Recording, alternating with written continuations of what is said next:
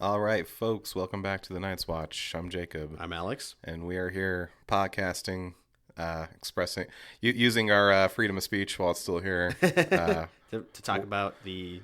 World's falling apart, but the hockey season's here. Hey, I'm excited. I mean, that's the one respite from what we get to look at every single day that passes by. We get to take our minds off with hockey. I mean, the first game, today's Sunday the 21st, the first preseason game for the Knights tonight at 5. My God. I'm so excited. We looked at the lineups, and I'm like, oh, man, that's like all AHL guys. And you look at the Sharks, you're like, that's basically the team. Yeah, I'm like, I can't wait to see all of our rookies plus Brett Howden and Keegan Colesar. Yeah, and then, them play, they're literally probably opening night lineup, the Sharks, saying Celebrini, Askarov, and Eklund. What is funny about these preseason games is you really see the difference in between the average NHLer and your average rookie or AHLer. It's kind of like the thing where, like, it's that joke of, like, you're the best rec league basketball player would get absolutely fucking smoked by the worst NBA player. Exactly. It's the same idea. I'm like, even an average NHLer is leagues better than your best AHL player. Yeah. And your average, even your worst NHLer is better than any person that plays hockey. That's not. Yeah, it's like you're watching these rookie tournaments and preseason games, and then you're like, oh my God, who's that out there? Is that Connor McDavid? No, that's Brett Howden. Yeah. They just look leagues better. Like, what was it? It was Toronto and Ottawa, and Nick Robertson looked like fucking elite sniper. Just in time to reignite the annual conversation of like, should he make the team? How good is this kid? What do we do? He's on the Leafs. Like, yeah, come on. Anyways, we're talking about the Central today in our previews. Yeah, Central Division. Much harder than the shit stacks that were the Eastern divisions. Dude, yeah. Like, the East, like, looking how like, obviously, I mean, I feel like it goes without saying who our 8th place is. Like, yeah. It's pretty obvious, right? But, like, going 1 through 6 or 1 through 7. I'd say there's like 6 good teams here. Yeah, 6, and then 6 good teams and 4 or 5 extremely good teams. Yeah, like, and that's even saying, like we were talking about the other day, like that's what the Avs kind of like not being as good as they previously were. Mm-hmm. They're better than almost every team in the East. Yeah, no, literally. like, just by a far margin too. Like when I saw something like. People are saying the Jets might miss the playoffs. I'm like, how? How did the Jets make the playoffs? Like, explain to me how any of these teams that's not Chicago, or Nashville misses. Speaking of, I want to get the lineups up on Puckpedia. But I mean, yeah, the Central. Obviously, we're previewing the Central. There is also some Connor McDavid news this week. Yeah, he dropped some kind of juicy quotes.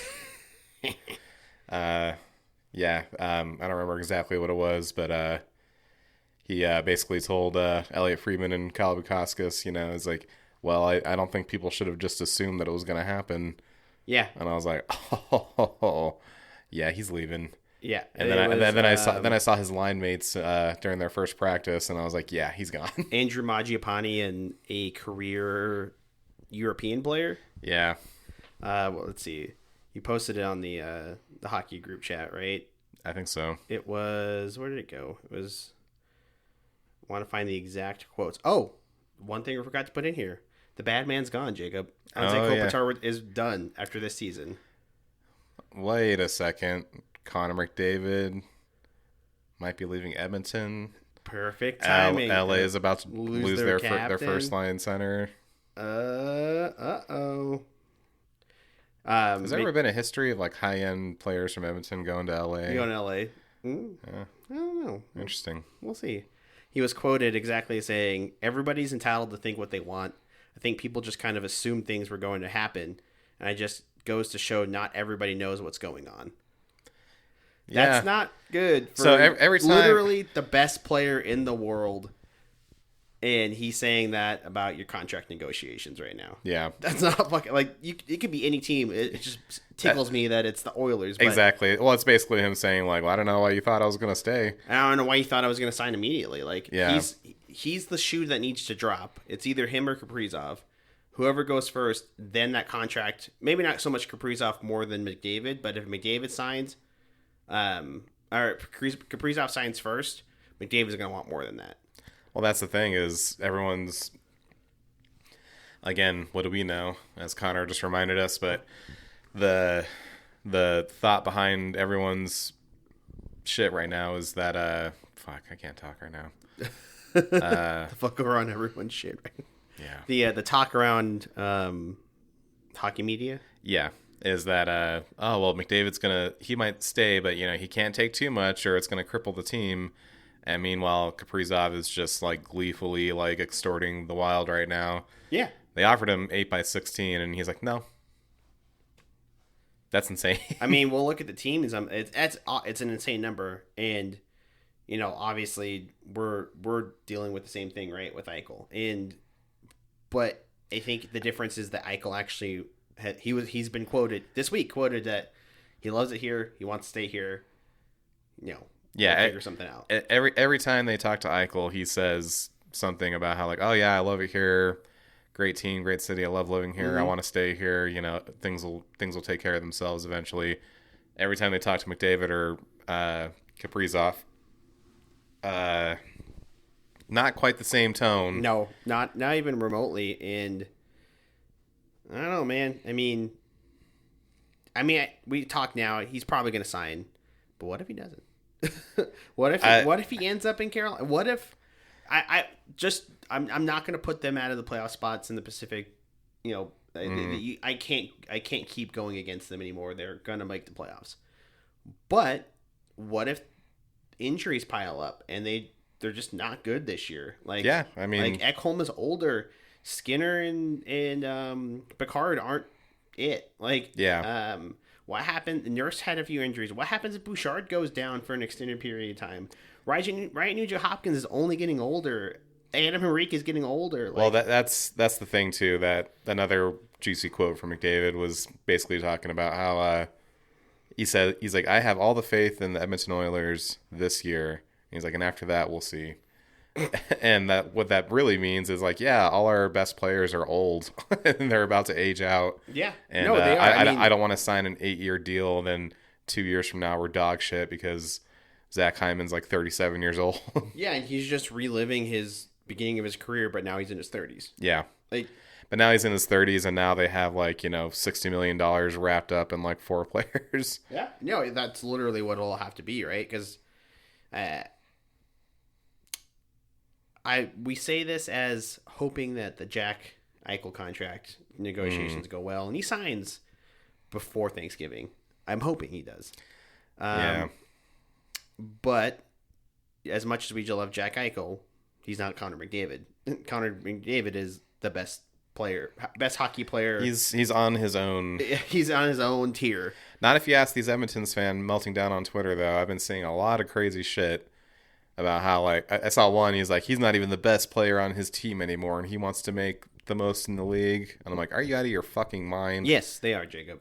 Yeah. He is by and far the best player in the world, and he's been the best player in the world, and he will continue being the best player in the world. Yeah, is Leon Draisaitl great? Is he also maybe a top 5 player in the world? Sure, but he's not better than Connor McDavid. I don't know. Nobody is. Ask the wise sage Edmonton fans. Oh yeah. I saw another one. It's like, oh, that C on Draisaitl's sweater is gonna hit like crack, and I'm like, I don't know. Maybe it'll hit like crack for you, and then guess what? You'll wake up behind a dumpster, fucking sore and dehydrated, and going through Connor McDavid fucking withdrawals. Yeah, this team, as much like I said, as good as Leon Draisaitl is, this team without McDavid is not good. Like, no, Leon Draisaitl is good. He's great. He's not enough to. He's not enough to drag that team. Sans Connor McDavid, Edmonton has no idea. Well, some fans do because they were alive in the early '90s, right? When or in the '90s when Gretzky left. And that plunged them straight into decades of darkness. You have no idea what a Connor McDavid size hole would do to a team without him. Do these guys not realize what it was like before Connor McDavid? I'll tell you, you had a top 3 pick for 5 years straight. You were that bad. Yeah, then you used one of them to pick Neil Yakupov. Neil Yakupov. Yeah, I think. Well, I don't know. What would you do if you were Connor McDavid? If I was the best hockey player in the world, I mean, besides living the great life, but what would you do in this contract situation? Whoever the highest bidder is. Yeah, obviously would consider whoever the highest competing team bid is. You know what I mean? Like, say for example, if the Sharks went, we can give you $20 million a year. I'm like, no, I'm not doing that. Yeah. Or then Carolina goes, well, actually, we can be competitive. We'll give you 14, and he'll be like, well, you got a good, solid team, good coach, good depth. Like, it depends on what a competitor can pay him, right? But then also, does he see himself winning a cup there? Like, look at Marchand. He's not getting paid a lot. He can see himself win a lot more cups in Florida, right? Mm-hmm. Plenty of guys have left, and not so much ring chasing. It's more of the money plus, actually finish. I mean, this is also saying that Edmonton's been in the fucking cup finals 2 years in a row, but they haven't won. Yeah. If I was him, I would sign a 16x2 extension. And then no cup, and I'm like, bye. Yeah, that makes sense. I was gonna say like a short-term deal. I'm like, we can offer you an 8-year deal. I'll give you 2. Yeah, 2 to 4. No cup, and I'm fucking gone. Yeah, I would say 2 to 4. Ride out the rest of the. Well, because he's like what, 28 now. Him and Eichel are the same age, so 28. So I would do. I'm like, all right, I'll give you 16x2. If we don't win, I'm gone. I'll be 30 years old. Still in my prime. The cap will be in a place we can't imagine. Mm-hmm. And then, after that, I would sign with the highest bidding competitor. Yeah, because contender. The Nurse contract doesn't come off the books for, another 4 years, 5 years. Mm-hmm. They're locked into Bouchard, right? Yeah. For 4 years. Draisaitl's 8. And then how good is that team going to be in 2 to 3 years when Nugent Hopkins and Henrique retire? Yeah, Ekholm's on his way out. That man's body's broken. Well, that's what I meant earlier. I'm like, that's why he's apparently hesitant to sign, is because a lot of their best players are like in their mid-30s. Yes, they're on their way out of the league. Yeah, and you still have done nothing to address the goaltending. Nothing to address the goaltending, and I don't know what you can do given that your last GM stupidly gave him $9.5 million, but here's the problem summed up, and we all know what the problem is when it's always been. The problem is that the goalie isn't good enough. You got Darnell Nurse on there for a huge chunk of your cap, and he fucking sucks. If Darnell Nurse was getting paid $4 million, we wouldn't be talking about Darnell Nurse. Oh no, because they could use that extra money to go get like an actual number one defenseman.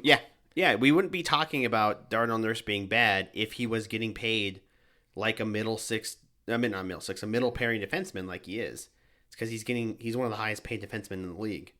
Yeah, well, and they're so strapped for cash. They're like, okay, well, we'll bring up Savoie and sign Ike Howard and just hope for the best. Yeah, and sign that guy from the Swedish guy or whatever I think Czech, but like.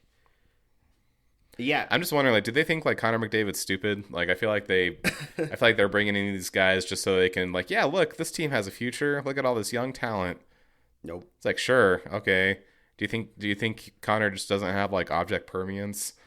Like, yeah, I mean, it's like they're. Do they think that Connor McDavid thinks that when people leave the room, they stop existing? They probably. I mean, frankly, I don't know, because it's like he's got to be looking at who they're drafting. He's got to be looking at their AHL team and just going, who? There's nothing what there. What is he like? I mean, we obviously look at our cupboard, right? It's pretty bare too. Yeah, but at least there's younger names. We also right? have a lot of elite talent in their prime. Yeah, we do. But like, there's a ton of young names though now coming into the fold. We've talked about it, and with camp starting and everything, we've seen all those names. There's guys to be excited about. I mean, maybe I don't want to talk to an Edmonton fan, but maybe there's some guys but they're already on your team. Yeah. Savoy is on your team. Ike Howard's on your team. Evan Bouchard is in his mid-20s. He's on your team. Ty Emberson's on the team. Yeah. Like, what do you have in Bakersfield that's not veterans that can't cut the NHL? Like, yeah, they're good now, but there's a storm just brewing. Yeah. and if they don't manage it right, it's going to be bad, really bad again. And then what happens with McDavid leads? What's Draisaitl going to do? He's locked in that contract. He could always say, "Trade me, I'm done." Like I wonder what he's thinking, because I'm sure he's signed because he's like, well, McDavid and Bouchard are going to stay, so I'll stay. Yeah, And Leon and Connor forever. Exactly. And Connor's like, actually, fuck this shit. Yeah. Anyways, this isn't an Oilers podcast. This is a no, but it was pretty newsworthy. Yeah, it was. And then the other big news: a former Golden Knight prospect, now probably a former Golden Knight, is never going to come back. And I have one more year to go back to that comment I read it and rub in his face. Ivan Morozov, who went to the KHL last year, he after not signing his RFA deal in the KHL, he was popped for performance enhancing drugs, and then a couple hours later comes out he was popped for cocaine in the KHL. So it was so significant in his system that they suspended him indefinitely in Russia, of all places. You know what I heard, though? Apparently they don't even test for cocaine in the NHL. No, they don't. That's what I read. Yeah. Yeah, which makes sense because I'm pretty sure half the league is on Oh, cocaine. yeah, they're on some kind of uppers. These but the funny thing though is like they took away smelling salts. Did they? I thought they did. Oh man, that's weird. Yeah, I thought they took. You can't use them on the bench anymore. I'm like, so they're just gonna do them in the locker room or do their amphetamine somewhere else. Yeah, but anywho, A once promising prospect, he just never really connected in the NHL, and it's a lot like another Russian that we ended up signing, Grigory Denisenko. Mm-hmm. Could light it up in the AHL and really good scoring talent, just never figured out in defense, couldn't be a two-way player, couldn't quite cut in the NHL. But I thought that was pretty crazy. Just seeing a guy that used to be in our system getting popped for coke. I'm like, oh. Well, to me, the funniest thing is, like, even when he went to the KHL, there were people that are like you mentioned, people that were, no, he's really great. He's going to come back. You're going to feel like a dumbass when he comes back, and he's going to be a 30-goal scorer in the NHL. I'm like, no, he's not. No, he's not. If he ever does come back, he's going to be no more than a bottom six. Like he's 25 years old. He's not even a prospect. What's the guy's name? Daniel Sprong.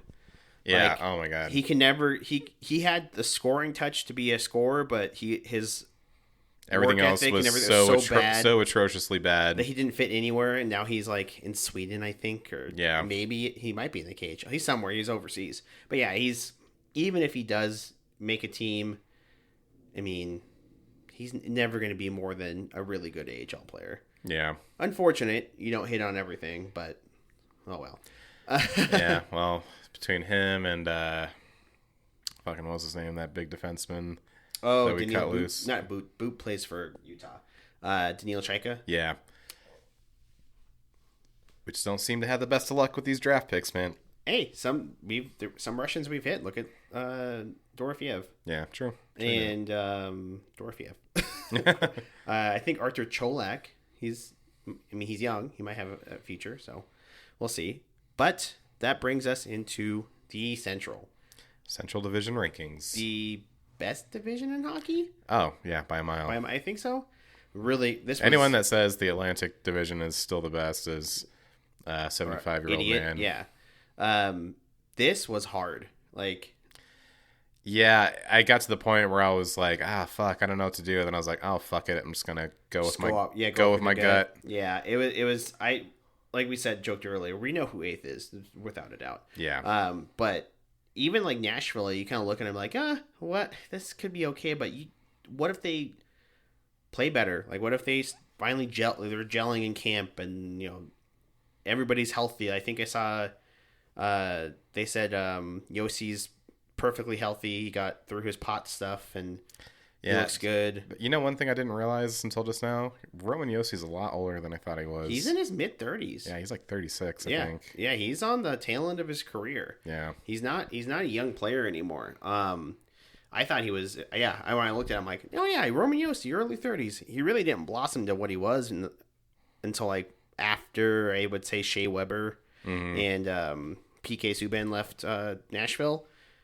that's when he really blossomed into Roman Yossi.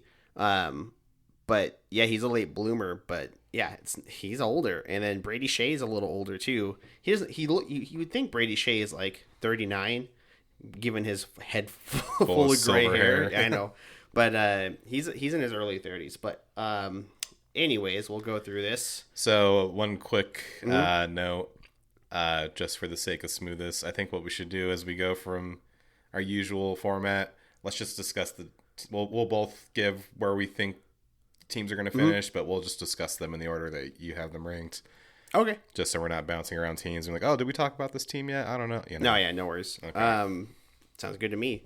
So last year in the Central, it was the Jets with 116, who were the President's place? I'm going 1 through 8. Oh, okay. Well, we can go 8 first, so let's do that. In 8th place was the Blackhawks with 61 points, a dreadful season. Yeah, they only won 20 games. 25 games. 21 or 25. Oh, it's 20 regulation wins. Yeah, they won 25 games, and they lost 57. A whopping 341 win percentage. Pretty fucking bad, man. 61 points. So, in this year, in 8th place. 3, 2...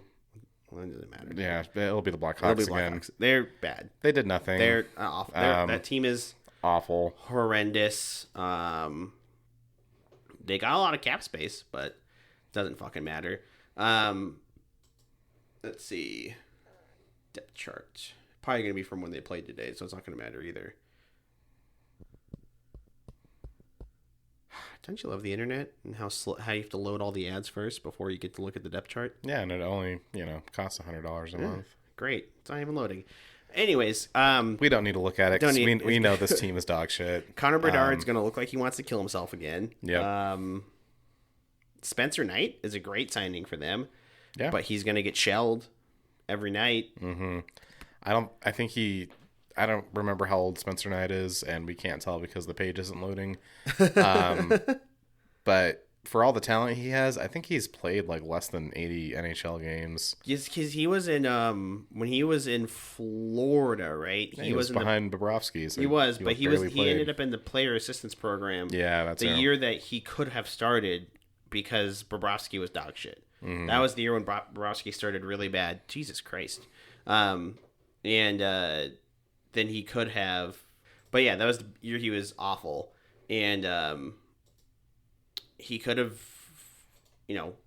been the starter. But then who's to say where does Florida end up if Bobrovsky actually doesn't start, right? But yeah, I forgot Teuvo Teravainen's on this team. Yeah, of course you did, because he went to die there. Yeah. Frank Nazar, I think, is good. Yeah, I forgot they did make a huge signing, Andre Burakovsky. Yeah. Or a big trade. Wow. Yeah, and spending money like like Vlasic, Murphy, Kaiser, Levchinov, I don't even know who Del Mastro is. Sam Renzel, yeah, this team is bad. You're right. They were talking about Lucas Reichel being traded. I'm like, why would you trade Lucas Reichel? You have your other left wings are the younger Doc, somebody Landon Slaggert, Tyler Bertuzzi's on this team for way too much money, Ilya Mikheyev, a failed prospect, and Sam Lafferty. Yeah. And then Ryan Donato and Andre Burakovsky. Andre Burakovsky is perennially injured. So it's not a shock for a rebuilding team to be bad. I think what is shocking with this team is the fact that it's old. It's old, and that Connor Bedard is just not generating what we thought he would, or what people thought he would. Well, there was that thing you showed me, or not thing. It was The Athletic. Who do you think is going to be the star of the league? Yeah, who's going to be the star of the league in the next 5 years? And the majority of the players said Macklin Celebrini. Yeah. And it's because there's a very stark difference between those two. Yeah. The Sharks are also bad, had a very similar record. Mm-hmm. The difference is that when you watch Macklin Celebrini in the ice, he drives his line, he drives play, and he controls the game when he's out there. Bedard, he doesn't do that at all. He can't get out of the defensive zone. He can't get into the offensive zone. When he's in the zone, he can make things happen. Yeah. He obviously has a lot of offensive talent, and he's put up a decent amount of points given given the anchors he's playing with. Yeah, I mean, yeah, I just don't know. It just feels like Bedard's already kind of, he's in danger. If he doesn't have a great year this year, he's in real danger of definitely not a bust. You know, he'll still be a great top 6 player. Yeah. But he's going to be known as a guy that needs other good guys around him to be good. Yeah, because you made a good point where Celebrini makes the guys around him good, whereas Bedard needs the players. He's like you said, he might get a reputation if he needs good players to be good. Yeah. Like we talked about with Connor McDavid, he makes bad play. He's made players look incredible, and without Connor McDavid, those players weren't very good. Yeah, I remember, not that he's a bad player at all, he's a good player, but I remember when Ryan Nugent-Hopkins got like 100 points. Yeah, riding shotgun with me. Remember when he... remember when Zach Hyman had like 40, or was it 50 50 goals? Yeah. And again, those are two good players, but you know, you don't think Zach Hyman like, oh yeah, that's a 50-goal guy. No, you know? Yeah, exactly. One of the best goal scorers in the game. But yeah, they're going to be bad. They might be worse than they were last year, frankly. Like, yeah, listen to the ages, though, real quick. Ryan Donato, 29. Andre Burakovsky, 30. Teuvo Teravainen, 31. Tyler Bertuzzi, 30. Sligert's 23. Sam Dickinson, 30. Ilya Mikheyev, 30. Doc, he is younger but 22. Foligno, 37. Lafferty, 30. This forward group is old, man. There's only a couple young guys. It's just a bunch of mediocre... mediocre 30-year-olds, you know? Yeah. Bedard's 20, Nazar's 21, which I think both those guys are great. But what are you surrounding them with? And here's the question. Who would you rather have right now? Bedard and Nazar or Celebrini and Smith? Celebrini and Smith. Yeah, same. And then also Eklund on the Sharks. Who's the kid? Michael Misa. Mm-hmm. Like, who did they draft this year? I don't even fucking know. I don't even know who they drafted this year. They were bad, so they got somebody. They have not Sasha Boisford. Who was the other one? Anton Frondell. So he's good, and you know he was like the top European prospect. But like you look at like the comparables, right? You look at the Sharks, and you look at like the bad teams in the league. And the obvious rebuilding teams. I know Pittsburgh's onto their rebuild, right? Mm-hmm. This future's not that great. Well, it's like I said. How old is Reichel?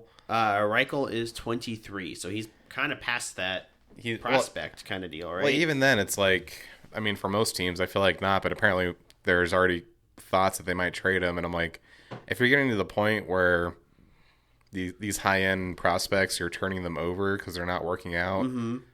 You're in real danger of becoming the next Buffalo. Yeah, no, I agree. Totally, because, like... Every prospect looks amazing out of their draft year, right? Yeah. So he's like, oh, yeah, he was, like, pick 3 in the draft. I'm like, okay, well, what does that mean?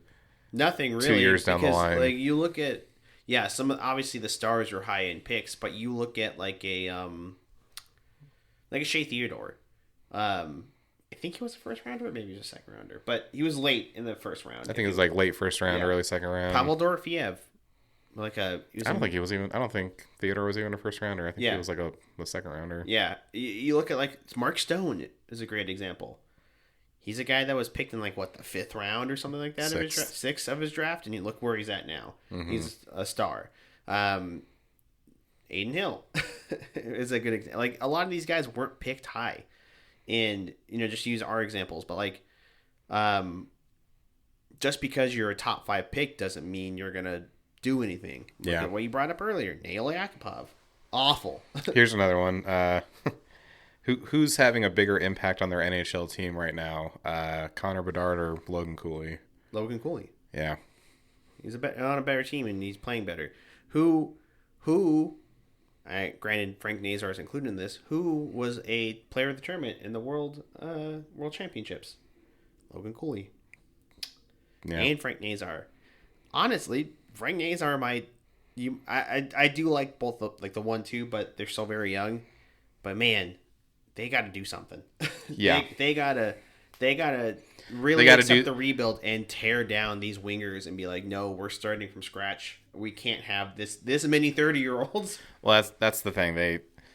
You definitely want to insulate your young talent with veterans, because it's not good to put out a super young inexperienced team and they just get bowled over. But this is too many.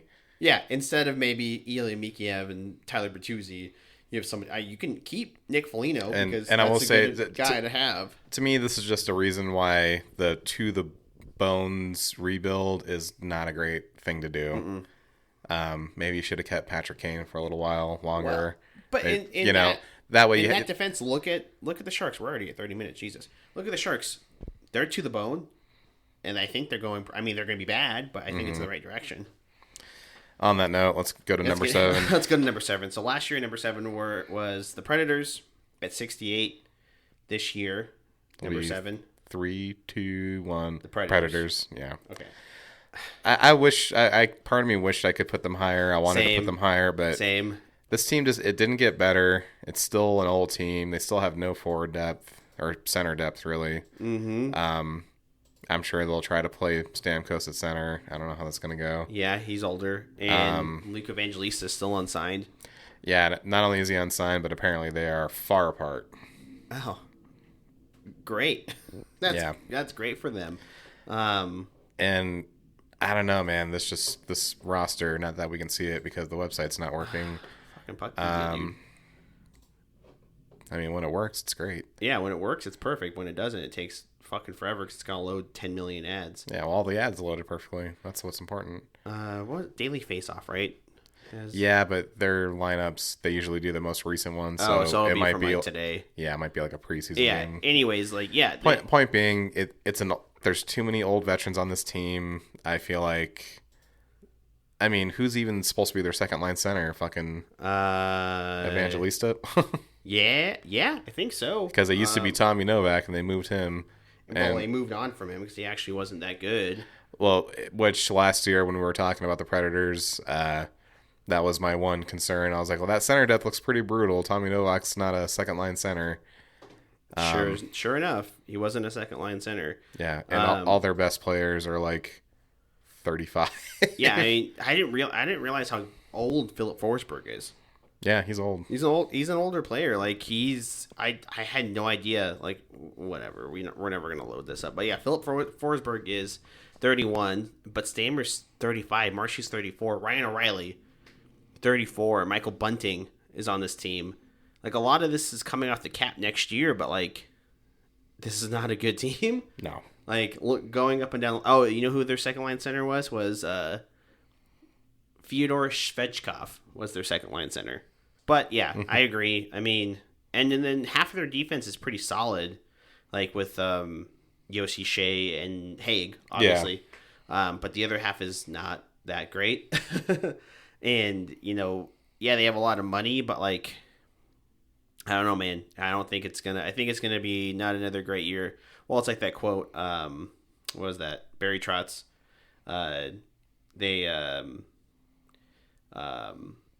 We proved the experts wrong 2 years in a row. Yeah, and now we're going to try to make it 3. I thought that was fucking hilarious, but not a single fucking person in the comment got the joke. Can understand. Because they're like, what are you talking about? You were awful last year, fucking idiot. Ha ha ha ha. That was the point. Everybody picked them to be really good. That's the joke. You fucking idiot. Do you have to have it read to you? Yeah, because people are stupid, Alex. Explained. Jesus. Well, we agreed on Preds. I know we spent a long time on the Blackhawks, but feel bad for Marshy, but he chose to leave. He still got 24 goals last year. Yeah, he had a good year. He's still doing his thing. He's doing his job. The rest of the team's not. Maybe Haig will help. I had my guy. Yeah, maybe Haig will help. I don't know. Saros has had 2 bad years in a row now, and it's starting their backup is bad, right? It's Noonan. Yeah, he's starting to turn into John Gibson 2.0, where it's like, well, if he was on a good team, he'd probably be better. It's like, well, he's not on a good team, so you're fucked. Well, he's screwed. So, well, I will say that I think they have a lot of draft picks, so they should still be able to rebuild quickly. Yeah. He in some of those trades, he was able to. Trotz was able to get some good picks. And plus, they've got some youth. They've got Edstrom is there. Yeah, we'll see. I mean, I still think, I don't know. It's just that's the thing. If they weren't in the Central, they might do better. If the Predators were like where they should be, like in an East, because they are in fucking Tennessee, not a Central state. If they were in an Eastern Conference, they could probably play better. But in the Central, it's just, and even in the West too. Yeah, it's brutal. It's a brutal. Yeah, brutal they're playing too many hard teams, and the gap between them and the next few teams is too much. Pretty high. Okay, let's go to 6. So last year, 6th were the Mammoth with, this is how much of a gap there is, 89 points. Okay, this is where I gotta remember my notes that I forgot at home. I remember where I had the Mammoth. Okay, I got it. Okay. In 6th this year, it'll be 3, 2, 1. The Minnesota. Blues. Oh. Well, like I said, we'll discuss the teams in your order. So my order? Okay. Let's talk about Mini. My big question is, Marco Rossi truly a 2C? Here's how I would say it, because I have Minnesota pretty high, actually. You do? But I think he can be in the regular season. Yes. As always, my caveat with these rankings is this is regular season. When they get to the playoffs, I think that's a whole different story. I mean, as we saw, he was mainly playing fourth line minutes. And he's small. Yeah. But Minnesota, I think I just keep going back to two things with them, really. One, just how fucking electric and good they were. Matt Boldy's elite is great. Yeah. Joel Eriksson Ek is really. I like their players. It was really that Kaprizov injury that kind of derailed their season. Because like up until like Christmas, like it looked like they were like a lock for first. Like they're right there for the Jets with first. It looked like Kaprizov was a lock for the Hart. They were scoring a lot of goals. All that young talent was really fucking buzzing. Yeah. But then the Kaprizov injury happened and it kind of went sideways. That being said, he seems to be injury prone. So who's to say that won't happen again? Won't just happen again? Yeah, because I mean, again, this is not confident 6, right? This is not like, well, they're going to be awful. Like, oh, like these tops, the top 6. Yeah. This could go any way. I'm just more like, okay, you've obviously got some top flight guys, but Matt Zuccarello is already injured. He's already out. He's a key player in your team. Is Vladimir Tarasenko really going to be that guy still? Yeah, I forgot they added him. They didn't really add a lot. They didn't add too much. But then it was just Tarasenko, really. Well, I also think though, like just the way they fucking decimated us in the playoffs at times, like. Oh yeah, they're a good hard heavy playoff team, and they can score. It's just like, okay, obviously it's regular season. Like you can be good regular season. You can continue being good. You haven't put it together to get out of the playoffs, out of the first round. Yeah. And then with Bill Guerin just being a fucking idiot, like, don't talk to the media. Don't talk about the contract. Well, I don't think it was even him. I think it was the owner that. And the owner said that. The owner that said like, oh, basically back up the Brinks truck for Kaprizov. I'm like, great. His agent was probably like, cool. Our number just went from 16 to 19. Yeah. And Bill Guerin's pay us. Stuck. Yeah. In that front office, there's rumors coming out of it like all the time. I'm like, guys, what are we like? Loose lips sink ships. You guys are getting killed. But yeah, like the wing, like that was my other thing. After Zuccarello, like the winger depth is Tarasenko. It's obviously I like Marcus Foligno, but I don't think Marcus Foligno is a top 6 winger, right? Yakov Trenin, Nico Sturm. Ugh. See. It's thin. So I did find the daily face-off lines, which look good, but they have it as Kaprizov, Rossi, Matt Boldy, Liam Ogren. I don't know. Maybe these are training camp lines. Yeah, those Joel Eriksson Ek, Vladimir Tarasenko, Marcus Johansson, Daniel. Okay. Why is it so hard to just find fucking lines on the fucking internet? I it's know. fucking 2025. It's stupid. And then the one good website goes down, and we're fucking up shit creek. Yep. But yeah, I mean, we'll see. I mean, obviously we'll see, right? But like, I don't know. I'm down on them a bit. I just think this is a deep team. I think Joel Eriksson is way better than people think. Oh yeah, he is. he's good. I think Marco Rossi is a lot better than people think he is. That Kaprizov Boldy pairing is gonna chew people up. But it's also Eriksson got injured last year too, and so both Kaprizov and Eriksson were out at the same time for an extended period of time. So of course they really got screwed on that, right? Yeah, and then their goalie's pretty good. What's his name? I'm blanking. Gustafsson. Yes. But their backup is Wallstedt, I think, this year. Yeah, which I think is fine because he has a huge amount of upside. He's very talented, and now that Flower's gone, he can actually play. He can, yeah, and those game reps are only gonna do him good. You would think. Yeah, my whole other thing is is the Kaprizov still not working situation? I think it's gonna weigh on the team and the way they play. Yeah, I was thinking that too, and I think it might because apparently what Friedman said was the team was on the ice for a captain's skate when that story broke, and when they went back to the locker room and everyone pulled out their phones, I guess it was pretty awkward, and Kaprizov was pretty embarrassed that it got to the media like that. Yeah. But that being said, I'm like, maybe you should have just said yes then, because that's a fat deal. Yeah, I mean, obviously being us, right? We'd be like, oh yeah. $1 million, even a single million, $750,000. Yeah, but I could pay off my student loans. But he's their best player they've had in a while. But if you're getting offered that with knowing your injury history, you kind of take it, right? Well, it raises the question of does he even want to be there? Yeah, exactly. Does he want to play for Minnesota if he won't take an 8x16? And it's funny. Empty Netters brought this up, and I think I've said this once before.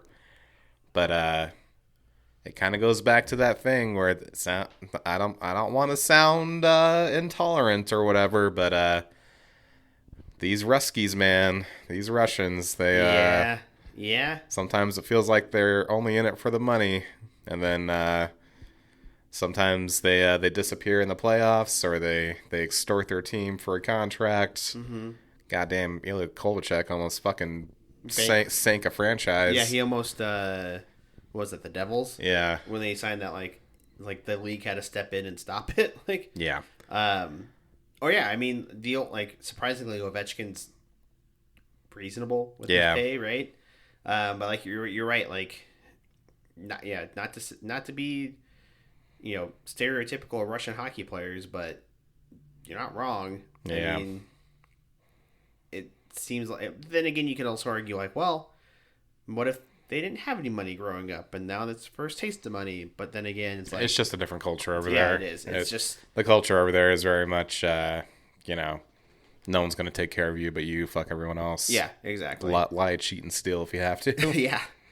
Or if you're Ivan Rozarov, lie, cheat, and do some coke. Yep. But that was another thing. Quick sidebar. Did you see that shit with Artur Cholak? Not Cholak. Kaliev. Oh yeah, Kaliev? With his ex-wife or his ex-girlfriend claimed that he scammed her out of $50,000, and then apparently, what team was he on? LA, and then now he's with the Rangers, I think. Yeah, he wanted to leave so badly, and they were like, "We're not waiving you until you pay people back." Because apparently, he also owed a lot of people in the organization money. I'm like, what the fuck are you doing? What are you doing? Yeah, are you just borrowing money and just that's what it sounded like. Into a fucking banking scheme. They're like, yeah, pay us back and then we'll waive you and you can get the fuck out of here. Shit. Well, he's going to New York, another place you can run scams. Shit, I didn't see that. Yeah. Holy shit. Well, this will probably be our biggest discrepancy, but I had the Wild in second. Damn. I just think. I don't know. Like I said, after seeing them up close, I just think they're a tougher, deeper team than people realize. Yeah. But anywho, so that was 6. And you had the Blues in 6, right? Yes. Okay. But we'll talk about that whenever you rank them. Yep. So number 5 last year was. I don't want to show you my notes. I can't read it from here. I'm old. Number 5 last year was St. Louis. Mm-hmm. They had 96 points and played pretty well in the playoffs. They looked good.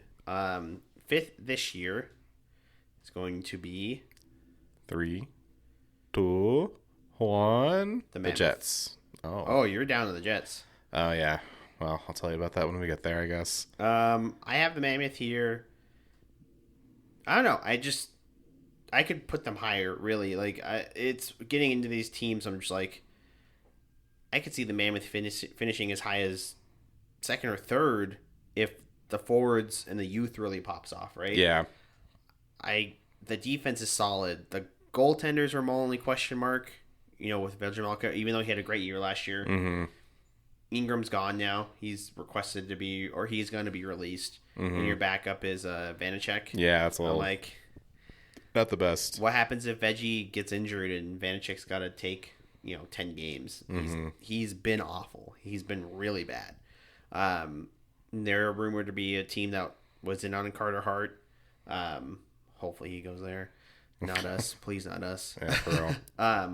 But well, on that note, I wouldn't mind signing Connor Ingram to a backup job. No, not at all. I'd be perfectly fine with him as being an extra.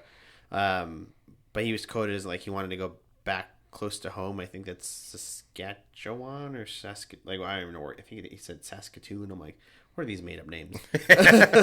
What are these made up Canadian names? I don't know where these places are. But yeah, I like the Mammoth overall. Like I like their forwards. Clayton Keller's awesome. Logan Cooley's sick. What's his name? Okay, I forgot his name. They signed that deal. You had him on your fantasy team. Dylan Guenther. Yeah, Dylan Guenther is really fucking good. Yeah, well, Mikhail Sergachev, like. Well, so that's my thing with Utah is one. I've been picking this team to make playoffs since they were the fucking Coyotes. Yep. Just because I believe in the young players so much. I don't know why. I just do. But, yeah. Oh, wow. There we go. So, Guenther, Cooley, and they signed J.J. Paterka. Yep. And then Clayton Keller. Barrett Hayton's still young. I think he's, like, blossoming finally into a second-line center. Schmaltz. Nick Schmaltz, Lawson Krause, Jack McBain, Michael Carcone, Liam O'Brien. This fourth line's great. O'Brien, Stenlin, Tanev. Yeah, I think... with Alexander Kerfoot, Tidge McGinley might play some games. Mm-hmm. And then I think the real key here... And they have a lot of youth, too. Daniil Boot, Cole Badouin, all these guys that could come in and play. What was your key... Sorry. I think the key point to remember is that they spent most of the year last year without Sean Dursey and without John Marino. Mm-hmm. And I think that's why they were willing to let go of Kesselring in that trade, because even though I still maintain that trade wasn't a cut and dry, they fleeced Buffalo. Like, no, Kesselring's a good player and a specific type of player. Yep. But with those guys coming back, I think they felt they could afford to do that. Because you still also have Yuso Valimaki, right? Mm-hmm. As a backup. Maverick Lamoureux played some games for them, and he looked good. And he's also big. Dmitry Simashev is their next. They gotta if they were to make a trade, for example, for Kirill Kaprizov or for a player that's not happy on their team, if something comes out, they have the money and they have the players to do that. They have about $7 million, and they have a shit ton of prospects. Yeah. They can make those trades, right? But this team as is, on paper, is very good. To me, that top six is fucking sick. Yeah. Spoiler alert, I have them in third. Yeah, I mean, I could see them... the Central's hard, because it's just where do you put these? How do you order? And then they added Nate Schmidt. Ole Mata's still there. Ian Cole's still there. Sean Dursey, John Marino, Mikhail Sergachev.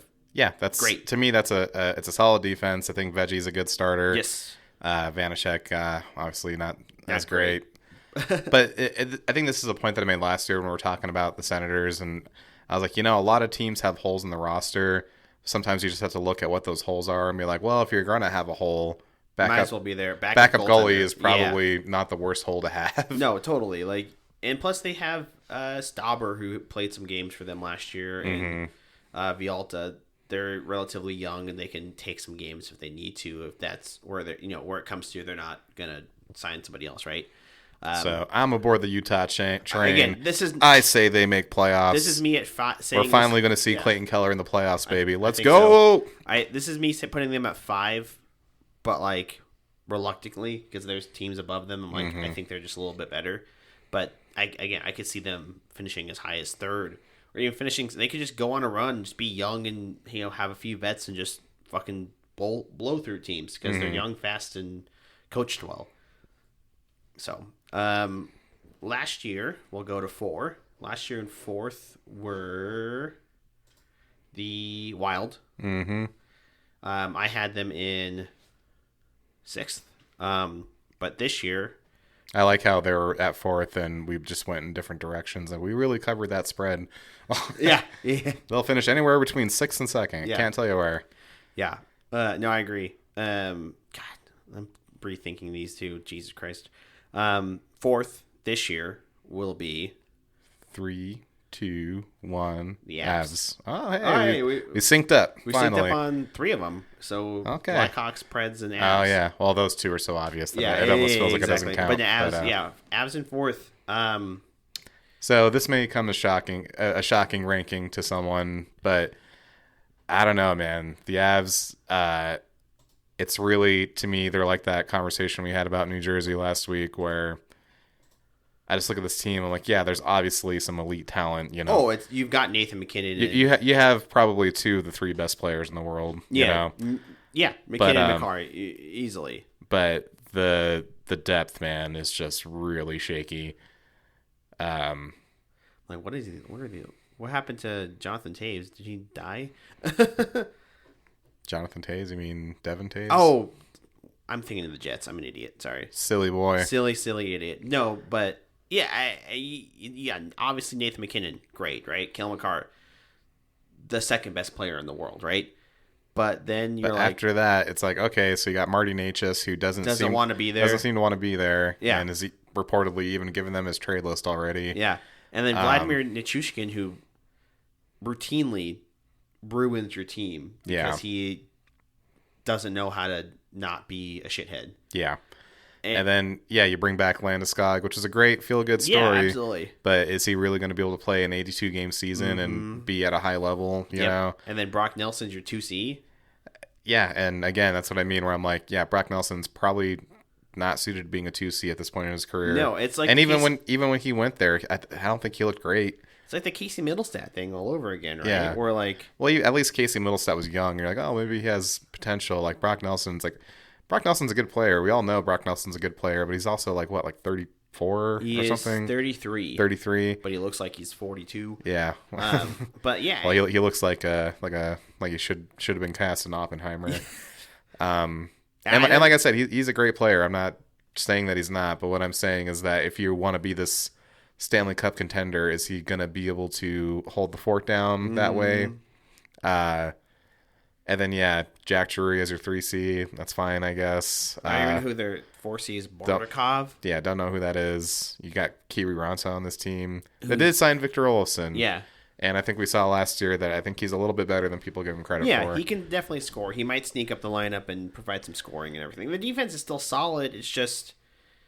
Well, even then, that bottom pairing, like Brett Burns, he's 40. I don't have faith that he's going to have a good 82-game season, I mean... Frankly, he was starting to fall off in Carolina already. Yeah, I think he's, in line for the Iron Man streak, right? He better not get close to my King Phil Kessel's crown. I don't know what... I think he's got the most games played now. Right now he does. Yeah. But he's a little ways off. But there's only 1,000 game man. Yeah, and then Malinsky. Yeah, and then from there it's like... And then Blackwood, that was a good signing by them last year. I'm sure that'll be fine. But it's kind of the same conversation we had last year. Like, remember last year they started with Ivan in their top 6? Yeah. And then everyone's like, oh my God, it didn't work. Can you believe it? And I'm like, yeah, I can. Yeah. Like, they got, Middleton and Mott. These guys are all older guys, like Barons. And then the rest are, teenagers. I'm like, what happens if Taves goes down for an extended period? And Gerard's not going to be right. So what happens if Gerard's not even going to be in this lineup because Sam Gerard is They said that he's dealing with the injury that he dealt with at the end of the year last year, and he's not going to be ready for the start of the season. He's probably not going to be back until at earliest November. Sam Girard's a pretty important piece of your defense. Like you're going to say, what happens if McCarr gets injured? That was if McKinnon gets injured. You're screwed. Yeah. You're done. Yeah, so obviously they're still good enough where I'm not going to pick them too low. No. They'll still make the playoffs. But I don't know, man. This depth is just shaky. Very. Like, there's holes. There's more holes here. That's what I mean. I'm like, I could have put the Mammoth over them or the Wild. I don't know. I just don't want to count them out. I'm not going to count Nathan McKinnon out. Oh, never count them out. Yeah. And I also... point is, this is going to be their first full year without Mikko Rantanen. Yeah. Did he drive the play that much? Did he really do that much that this team might be worse? I think so. Well, that's funny because when he went to Dallas or when he went to Carolina, then the first few weeks in Dallas, like, well, I don't know. He doesn't look like his usual self. I guess he was just playing with Nathan McKinnon, haha. Mm-hmm. And then he dragged that team through the fucking playoffs. Yep. He's I agree. Single-handedly. Excuse me. But yeah, I mean, I don't know. I think I agree. Fourth for Avs is good. Alex, what happened to this team that was once this super juggernaut, and when they won the cup, everyone was like, wow, that's just going to be first of many. Yeah, I think what happened was they got into a cap hell. They had to pay McKinnon. They had to pay McCarr. And they got, I think, Nassim Kadri was their 2C on their cup team, right? Am I crazy? No, he was. And they've been looking for that ever since. And that's a problem for a lot of teams. To be this much of a contender and still looking for that, that's a major problem. Yeah. So Avs at 4, we both agree. So we synced up on that one. Number 3 last year were the Avs. Okay. So we have one spot back. The Avs will make the playoffs. I think, unfortunately for our division, I think only 3 teams might make. Well, I don't know. Calgary might be pretty good this year. We'll I don't think so. You don't think so? Well, we'll talk about that next week. Come back down to earth. So number 3 last year was Colorado. This year, I think I said it earlier, but this year 3. Yeah, you said 3 will be. I said the Mammoth. You said the Mammoth. I have the Blues at 3. Blues in 3rd. Oh my gosh.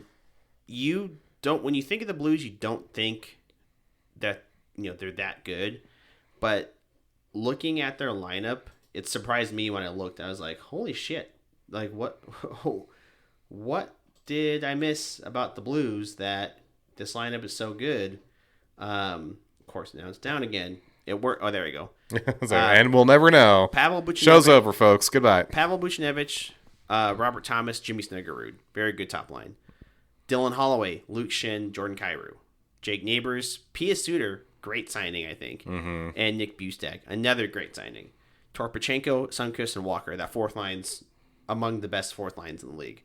And then Cam Fowler, Colton Parayko, Philip Broberg, Justin Falk, Taylor, I don't even know if it's not Taylor, something Tucker, and then Logan Mailloux for right now, but they'll probably play one of their, like, the defensive depth. It was, I saw who it was. I'm like, no, because they went out of their way to acquire Mailloux, so to me that means he's going to play, but they also have Matt Kessel, I think, and then David Juracek. So they've got some guys that could come in and play. And then they've got depth, like youth depth. They've got what's that kid's name? Dalibor Dvorsky. They've got Joseph, who's pretty good fourth liner, and then Jordan Bennington's still good. I don't give a shit. We can make that joke. He's still a solid goaltender. And then they're gonna have more money on cap because Krug will go on LTIR. Mm-hmm. No, I like the lineup. I think they will make the playoff. I don't think they'll be that bad. I just think this is like a good group of, like, I think, like we talked about with the Mammoth, mix of youth, vets, guys that have been there. Some of these guys have won cups. They've got a lot of experience. Colton Parayko is a very good defenseman.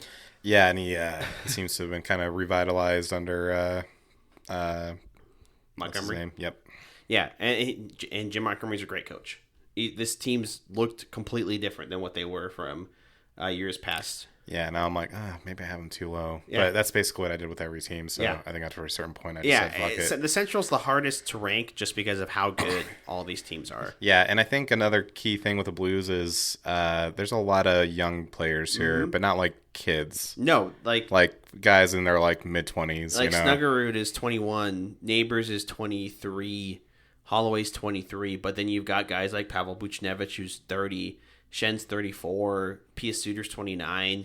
You've got a good mix of youth and depth, and man, Kyrou and Thomas are great. How do you feel about Pius Suter? I feel like I never know what to think of him because I feel like he's either being underrated or overrated, and I don't know where he lands for me. He is a incredible bottom six center. I think that's fair. And very good. But if you're having to put him into the top six, he will step up, but he should not be in the top six consistently. Yeah. Like he was great in Vancouver. Like he could do it in a pinch, but you probably are better off not having him there. Yeah, exactly. No, like in Vancouver, what had he do in Vancouver? He had to play for some time, but you'd rather have him in your bottom six, and that's where he really excels and plays really well. I think this is a great spot for him. Yeah. He'll probably end up playing with Nick Bukestad and maybe somebody else, maybe not Neighbors, but guys that are defensively sound and good.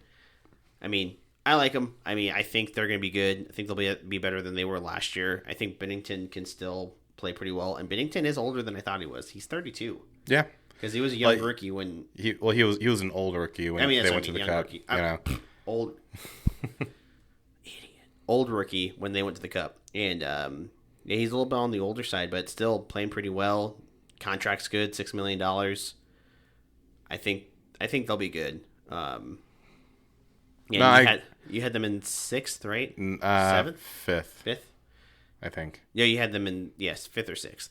But yeah, I like them. I swear I had it written down. Yeah, I swear I didn't fucking do this off the top of my brain. No, I mean, yeah, I just like the team. I'll go home and take a picture of my notebook. We'll put it on. We'll put it on the podcast. Jacob actually did the work. Jacob did his homework. So we'll go to 2. Last year were the Dallas Stars had 106 points. This year, in second, will be 3, 2, 1. The Jets, the Wild, which I already spoiled that earlier. Yeah, but yeah, so you got the Jets still hanging on. Do just because of Connor Hellebuck. Honestly, like I hate it when people do that sometimes, but he's the one case where I'm like, yeah, that's valid. He's the best regular season goaltender. Connor Hellebuck's not going to let them lose like 35 games. There's no chance. And this team is good too. Like Connor, Scheifele, Velarde, great first line. Cole Perfetti. Here's my question mark. I don't think Jonathan Toews is a 2C. Frankly, I don't think he's an NHLer anymore. I think he's gonna play like 2 months, then be like, actually, I'm done. Yeah, you're bad. Like, I don't think that's a good idea. I think you should be putting Nemesnikov above him. I think you should be putting in one of your young guys, like maybe let Velarde play 2C and have like Anderson Dolan or like Brad Lambert or Shibrikov or somebody else, Braden Yeager, Kobe, like anybody else play, and let Toews be like the third line center or the fourth line center until you're like, oh, he doesn't work anymore. But I mean, the rest of the team, I'm like, and then they also picked up Gustav Nyquist. I'm like, that's old. He's old. Yeah, that was why I had them low. I'm like, okay, so you lose Nick Ehlers. Adam Lowry's going to miss the first part of the season with a significant injury. So you're really going to be out there running this team with, Jonathan Toews in that spot. I don't think you can. I mean, even if you put Nemestikov above him, he's not. I wouldn't say Nemestikov's is a second line center, really. No, I mean, he's better than Jonathan Toews. Well, he is, but that's what I mean. It's like you got two options where it's like, you can flip them. We'll see if that fixes anything. Yeah. Then you have Gus Nyquist, which to me is like not even a move worth mentioning. No. I guess, Tanner Pearson. He can be a responsible fourth liner. I don't know, man. I think they're due for some serious regression. This is the weakest this team's been in a long time. It is, and I think a big part of their success last year was that they had like the eighth best power play in like NHL history. Yeah. I don't think that's going to happen again. Yeah. I'm still riding the Connor Hellebuck train of. And that's perfectly valid. Like I said, usually I don't like it when people do that, but in Hellebuck's case, I think that's perfectly valid. 2-time Vezina, what, back to back, right? Mm-hmm. He was in the Hart Trophy conversation. He won the Hart. He won the Hart. Yeah, he won the Hart. So MVP, baby. Barring any injury, I don't, like you said, I don't think he's going to allow them to lose 35 games. Yeah. And then that defense is solid too, like Morrissey, DeMello, Sandberg, Pionk, Fleury, and Shin. Have you noticed that with all this talk about McDavid and Kaprizov and Eichel, like no one's really seems to talk about the fact that Kyle Connor's also a UFA? He's on the last year of his deal, and he was on a pretty goddamn sweet contract too. Yeah, 8x7, somehow 7.15. Like Winnipeg is such a funny team. It's like the only Canadian market that no one seems to care about. And they have the best team. And I know the fans do. Obviously, they got a great fan base, but I mean, like in the press, just radio silent, right? Like that's a big deal. Like if they don't sign Kyle Connor. Like we said with Kaprizov and McDavid and Eichel, he's a premier player in the league. He's a superstar. He's consistently scoring 30-plus goals every year for the last, like, fucking 5-6 years. Been healthy. Great player. Is he going to leave? He's American. Is he want to stay up in Winnipeg? That's a good point. No, I've heard zero talk of Kyle Connor. And watch tomorrow. And when they we're gonna end it, like Kyle Connor signs a 8x9 8x10 deal. I'm like, of course he did. Well, that's one of the few things I did hear about it is like, it's going to be like 13 probably. Oh, and it makes perfect sense. I mean, Mitch Marner took a deal to come to Vegas. He took less money. Kyle Connor will get more than Marner. He'll get probably close to where McKinnon, Matthews, and Draisaitl are all at, just as a number, as like where he's at in status. But he's going to get paid a lot. Yeah. And the Jets better open up their pocketbooks because they only have $4 million in cap space right now. And next year, it's probably not going to be that great either. Let's see. Next year, they have, I think they're only going to have like 15, 20. It'll be all his. Like, if he signs, right? And they have other guys sign, like Gustav Nyquist.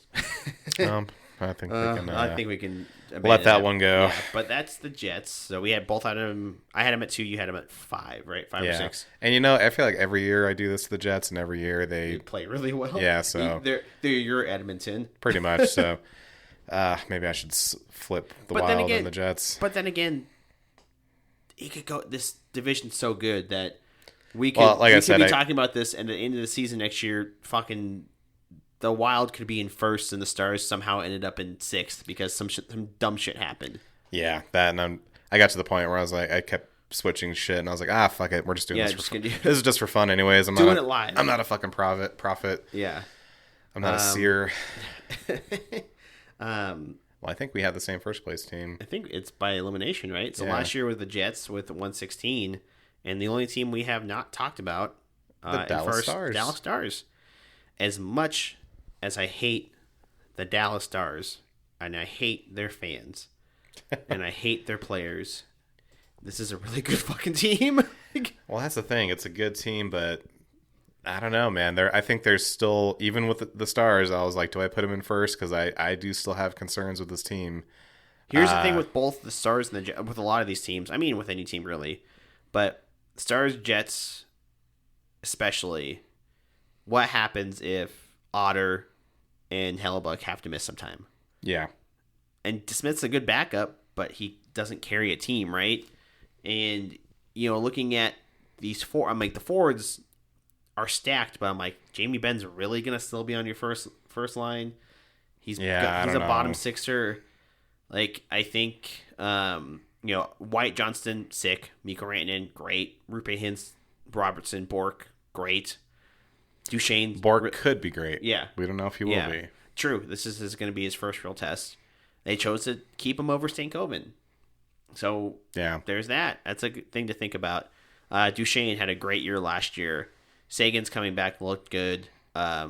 but I don't think Jamie Benn should be anywhere close to that top. Yeah, he 6. probably won't actually play there. Yeah, I mean they'll change it around, but then the defense. I know. Looking at this again, I'm like, you've got Ilya Labushkin and Lundqvist. Lundqvist, who was the bane of Peter DeBoer's existence. Yeah. And he's going to be in your middle pairing. Yeah, and then Bichelle. Bichelle, who's who young. had promise, and I think he played in the playoffs, Yeah. so that's good. But Yeah. But he's young, and I don't know.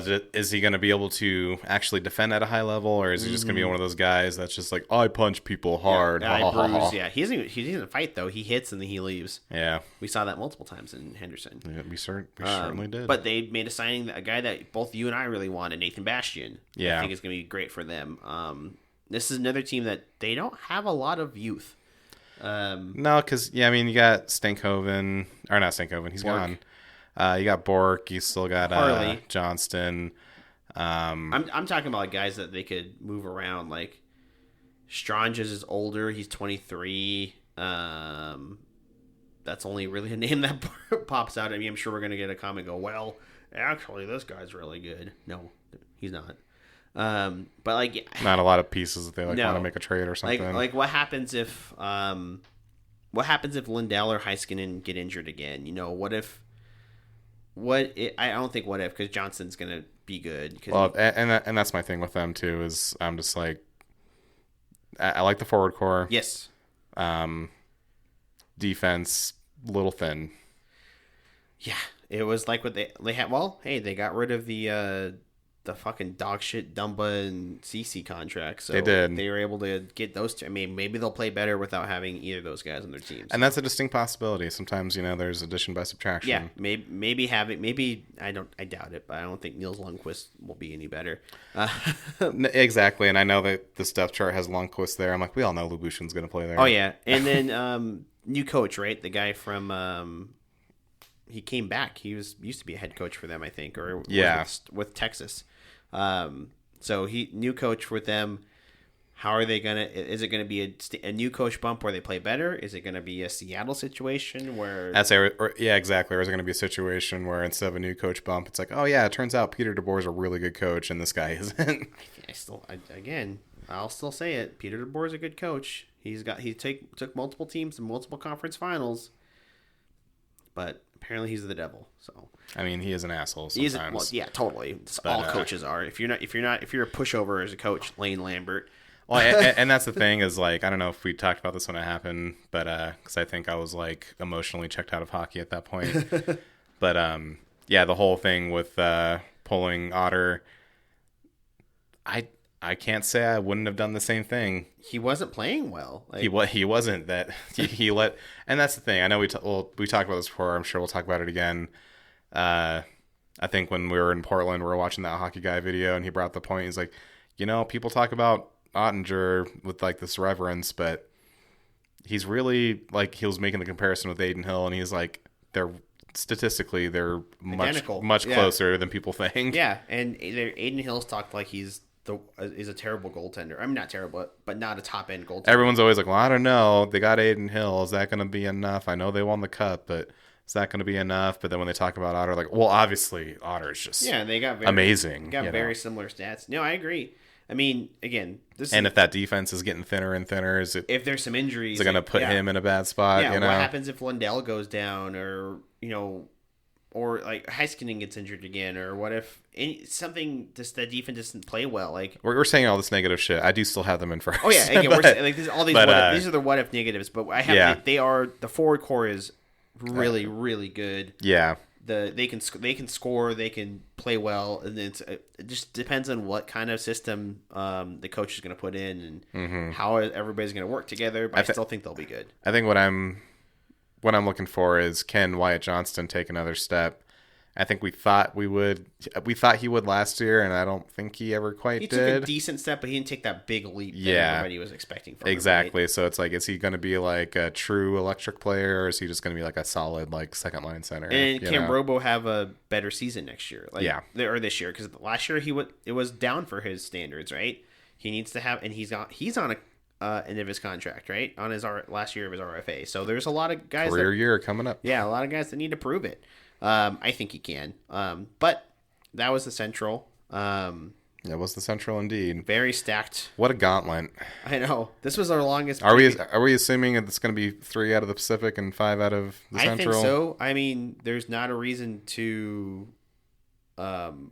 believe that otherwise. I mean, I'm already preemptively struggling with my Pacific standings, to be honest. So. Yeah, I mean, Calgary can be better. Anaheim's going to be better this year, in my opinion. I mean, we don't have to get too far into it, but I do think, I mean, yeah, it's solid. There's potential for movement. There is, but I think it's a solid chance that the Central gets 5 again, because the Central's just that good. Yeah, I think so. And then obviously next week will be the Pacific.